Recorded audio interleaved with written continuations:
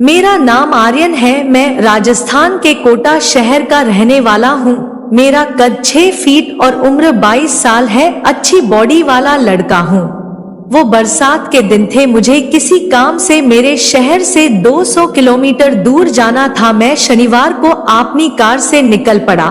मौसम बहुत सुहाना था तो मैंने रास्ते में वाइन शॉप से एक बियर ले ली और कार में ही उसे पीने लग गया और कार भी चला रहा था। मैं अपने शहर से करीब 80 किलोमीटर दूर आ गया था। रास्ते में बरसात बहुत तेज हो गई थी। बियर भी अपना असर दिखा रही थी। हल्का नशा हो रहा था। बरसात तेज होने के कारण मुझे रोड साफ दिखाई नहीं दे रहा था। रास्ते में बहुत डरावना जंगल था। दूर दूर तक सुनसान रास्ता था और रोड पर गाड़ियां भी बहुत कम चल रही थी। रात के करीब 8 बज चुके थे और मुझे भूख लग रही थी, मगर आसपास दूर दूर तक कुछ नहीं था। तभी अचानक मेरे सामने जंगल में से भागता हुआ एक जानवर मेरी कार के सामने आ गया। मैंने एकदम हड़बड़ा कर गाड़ी को साइड में घुमा दिया। मेरी गाड़ी स्पीड में ही रोड से नीचे उतरकर जंगल में घुस गई और पीछे का टायर एक गड्ढे में फंस गया और गाड़ी बंद हो गई। मैंने मन ही मन ऊपर वाले को कोसा कि कैसे सुनसान रोड पर गाड़ी खराब करवा दी। अब आसपास दूर दूर तक इंसान तो दूर, कोई झोपड़ी भी नहीं दिख रही थी।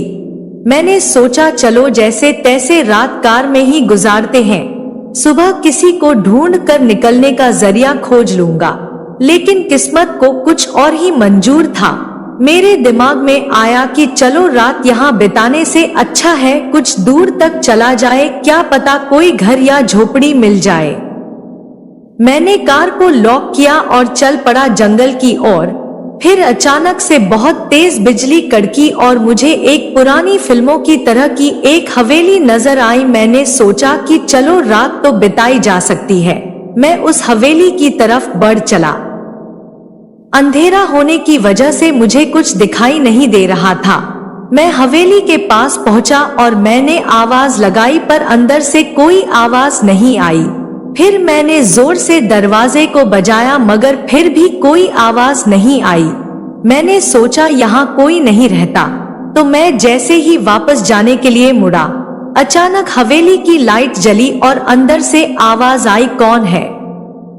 वो आवाज इतनी मधुर थी कि मैं उस औरत की सुंदरता को सिर्फ कल्पना कर रहा था कि इसकी आवाज इतनी सुंदर है तो यह कितनी सुंदर होगी। तभी फिर से अंदर से आती आवाज ने मेरी कल्पना को तोड़ा, कौन है? मैंने जवाब दिया, मेरी कार पास में ही खराब हो गई है और रात भी बहुत हो गई है, इसलिए मैं आपके यहाँ रात गुजार सकता हूँ क्या? अंदर से आवाज आई, मैं तुम पर यकीन क्यों करूँ? मैंने फिर अपनी कार खराब होने की दास्तान सुनाई। तभी हवेली का दरवाजा खुला और तभी अचानक जो मैंने देखा उसे मैं कभी नहीं भूल सकता। काली साड़ी में मेरे सामने खुद काम की देवी खड़ी थी। वैसी सुंदरता मैंने मेरी जिंदगी में कहीं नहीं देखी थी, जैसे स्वर्ग की अप्सराएं भी इसके सामने फीकी पड़ जाएं।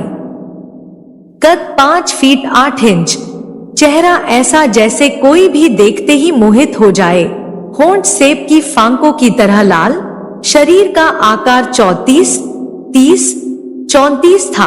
उस काम की देवी के पास से ऐसी खुशबू आ रही थी कि बस मैं उसके वश में होता जा रहा था। मैंने मन ही मन ऊपर वाले को शुक्रिया कहा कि ऐसी सुंदरी के दर्शन करवाएं।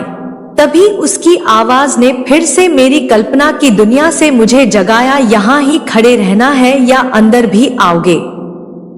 मेरे गले से धीमी सी आवाज निकली, हाँ जी। उसे देखते ही सारे अरमान जाग गए। मैंने मन ही मन ऊपर वाले को धन्यवाद दिया। मेरे मन में कुछ और सवाल भी थे कि इतने सुनसान जंगल में यह अकेली और यहाँ कोई नहीं।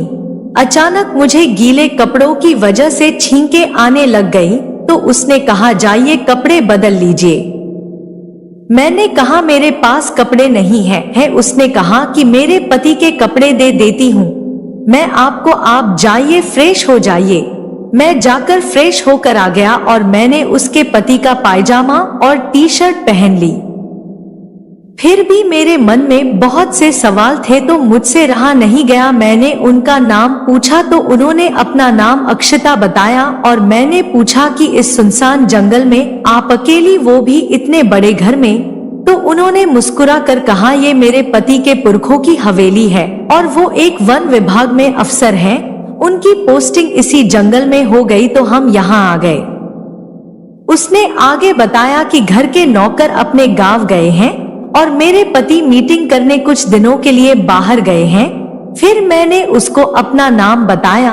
उन्होंने कहा, मैं अभी खाना लगाती हूँ, आप खाने की टेबल पर चलिए।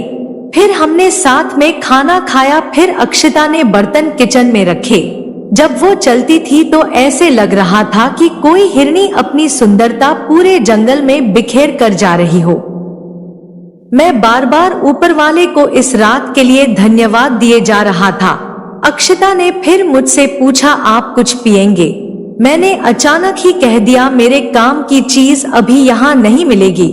तो वो मुस्कुरा दी और उनके पति की एक रम की बोतल ले आई, जिसे देखते ही ऐसा लगा कि प्यासे को रेगिस्तान में शरबत मिल गया हो।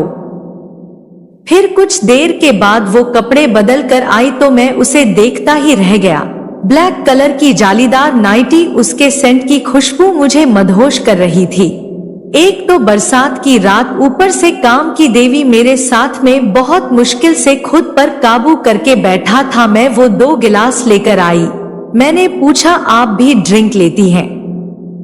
तो उसने कहा, हाँ, कभी कभी ले लेती हूँ। मैं खुद की किस्मत पर यकीन नहीं कर पा रहा था। बस कामदेव से यही कह रहा था कि कोई प्यार का तीर इस पर भी चला दीजिए। उसने टीवी चालू किया और मैंने 2 छोटे पेग बनाए। हम दोनों ने ड्रिंक खत्म की और टीवी पर कोई रोमांटिक मूवी चल रही थी। दोनों पर रम अपना असर दिखा रही थी। तभी अचानक बहुत तेज बिजली की आवाज आई और वो डर कर मेरी बाहों में आ गई। मेरी बढ़ी हुई धड़कन की आवाज बिल्कुल साफ सुनाई दे रही थी। बड़े ही प्यार से मैंने उसे उठाया और उसके साथ खड़ा हो गया। तभी अचानक फिर बिजली की आवाज हुई। वो फिर मुझसे चिपक गई। मैंने उसके फूल जैसे कोमल चेहरे को उठाया। उसकी आंखों में प्रेम की झलक साफ दिख रही थी। मैंने अपने होंठ उसके लाल होठों पर धीरे से रखे। मैं मन ही मन सोच रहा था कि बस ये समय यहीं रुक जाए और वो एक ऐसा सुखद अनुभव था। मैं ऊपर वाले से मन ही मन कह रहा था कि मैं इस रात के लिए हमेशा तेरा गुलाम रहूंगा। फिर मैंने एक किस उसकी गर्दन पर किया। अक्षता मेरे इस प्यार से पागल होती जा रही थी। फिर मैं उसे उठाकर बेडरूम में ले आया। वहां मैंने उसे किसी फूल की तरह लेटाया और किस करने लग गया। वो अपनी सांसों पर काबू कर रही थी। उसकी इस अदा ने मुझे उसका गुलाम बना लिया। बस मैं मन ही मन कामदेव को धन्यवाद दे रहा था और कह रहा था कि अब मौत भी आ जाए तो कोई गम नहीं। ऐसी सुंदर काया वाली अप्सरा को पाकर मेरी जिंदगी तो धन्य हो गई। मैं भी थक कर उसके ऊपर गिर गया। मेरी पूरी ताकत खत्म हो चुकी थी। मैं उसके ऊपर ही लेट गया। जब सुबह मेरी आंख खुली तो मैं अपनी ही कार में था। अचानक मुझे एक झटका लगा कि जो भी बीती रात मेरे साथ हुआ वो क्या कोई सपना था। लेकिन मेरी शरीर पर जलन महसूस हुई तो मैंने कार के शीशे में देखा तो नाखूनों के कई निशान थे। मेरे दिमाग ने काम करना बंद कर दिया। मेरी कार भी सड़क किनारे सही सलामत खड़ी थी। मुझे कुछ समझ नहीं आया कि ये कोई डरावना सपना था या हकीकत। मैंने कार स्टार्ट की और अपनी मंजिल की ओर बढ़ चला, मगर मुझे कुछ समझ नहीं आ रहा था कि वहां ना कोई हवेली थी ना कोई मकान।